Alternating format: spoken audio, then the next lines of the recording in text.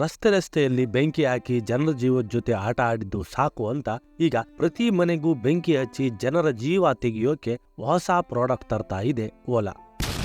ಕನ್ನಡದಲ್ಲಿ ಒಂದು ಮಾತಿದೆ, ಕೊಟ್ಟ ಕುದುರೆಯನ್ನು ಏರಲಾರದವನು ಶೂರನೂ ಅಲ್ಲ ಧೀರನೂ ಅಲ್ಲ ಅಂತ. ಜನರು ಇವರನ್ನ ನಂಬಿ ಇವರ ಗಾಡಿಯನ್ನ ದುಡ್ಡು ಕೊಟ್ಟು ತಗೊಂಡ್ರು, ಇವರ ಕಂಪನಿ ಶೇರ್ಗಳ ಮೇಲೆ ಇನ್ವೆಸ್ಟ್ ಮಾಡಿದ್ರು. ಆದರೆ ಇವರು ಅದೇ ಜನರಿಗೆ ನಂಬಿಕೆ ದ್ರೋಹ ಮಾಡಿ ಈಗ ಹಳೇದನ್ನೆಲ್ಲ ಬಿಟ್ಟು ಹೊಸ ಪ್ರಾಡಕ್ಟ್ ತರ್ತೇವೆ ಅಂತ ಓಡಾಡ್ತಾ ಇದ್ದಾರೆ.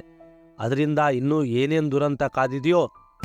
ಬರೀ ಜನರಿಗೆ ಅಷ್ಟೇ ಅಲ್ಲ, ವ್ಯವಸ್ಥೆಯ ದುರುಪಯೋಗ ಮಾಡಿಕೊಂಡು ಕೇಂದ್ರ ಸರ್ಕಾರದಿಂದಲೂ ಸಬ್ಸಿಡಿ ಅಂತ ಕೋಟ್ಯಾಂತರ ರೂಪಾಯಿನ ತಗೊಂಡಿದ್ದಾರೆ. ಓಲಾ ಇಲ್ಲಿವರೆಗೂ ಸೇಲ್ ಮಾಡಿರೋ ಗಾಡಿಗಳಲ್ಲಿ ಅರ್ಧದಷ್ಟು ಗಾಡಿಗಳು ಸರ್ವಿಸ್ ಕಾಣದೆ ಅವರ ಸರ್ವಿಸ್ ಸೆಂಟರಲ್ಲೇ ಬಿದ್ದಿವೆ. ಈ ಎಲ್ಲ ಕಿರಿಕಿರಿಯಿಂದಾನೇ ಓಲಾ ಕಂಪನಿಯ ಸೇಲನ್ನು ಗೋವಾ ಸರ್ಕಾರ ಬ್ಯಾನ್ ಮಾಡಿದೆ. ಈಗ ಲಿಥಿಯಂ ಅಯಾನ್ ಬ್ಯಾಟ್ರಿಗಳನ್ನು ಯೂಸ್ ಮಾಡಿಕೊಂಡು ಓಲಾ ಶಕ್ತಿ ಅನ್ನೋ ಹೆಸರಲ್ಲಿ UPSಗಳನ್ನು ಲಾಂಚ್ ಮಾಡ್ತಾ ಇದ್ದಾರೆ. ಅದು ಎಷ್ಟು ಸೇಫು ಅನ್ನೋದು ದೇವರಿಗೆ ಗೊತ್ತು. ಕಂಪನಿ ಏನಾದರೂ ಹೇಳಿ, ನೀವು ಮಾತ್ರ ಓಲಾ ಶಕ್ತಿಯಿಂದ ಸಾಧ್ಯವಾದಷ್ಟು ದೂರನೇ ಇರಿ.